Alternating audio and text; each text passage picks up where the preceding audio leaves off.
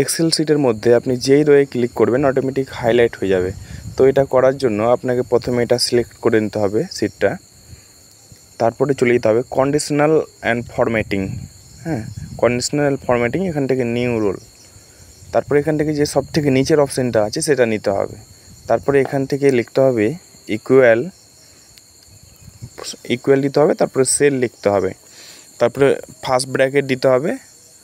First bracket দেওয়ার পর double inverted comma লিখতে হবে রো, হ্যাঁ, ডাবল ইনভার্টেড কমা ক্লোজ, তারপরে ইকুয়াল দিয়ে রো লিখে ব্র্যাকেট ওপেন অ্যান্ড ক্লোজ। ফরম্যাটে গিয়ে আপনারা যে কালারটা করবেন সেটা সিলেক্ট করতে হবে। আমি ইয়েলো কালার নিয়ে নিলাম, ওকে করলাম, তারপরে ওকে করে দিলাম। তারপরে সিটে রাইট ক্লিক করতে হবে, তারপরে ভিউ কোডে যেতে হবে। তারপরে এখান থেকে আপনাদের এটা জেনারেল করা থাকবে, হ্যাঁ, এটা ওয়ার্কশিট সিলেক্ট করতে হবে। তারপরে এখানে লিখতে হবে অ্যাক্টিভ সেল, ACTIVE, হ্যাঁ, ACLL, অ্যাক্টিভ সেল, হ্যাঁ, তারপরে এখানে ক্যালকুলেটর, তারপরে এটা ক্লোজ করে দিতে হবে।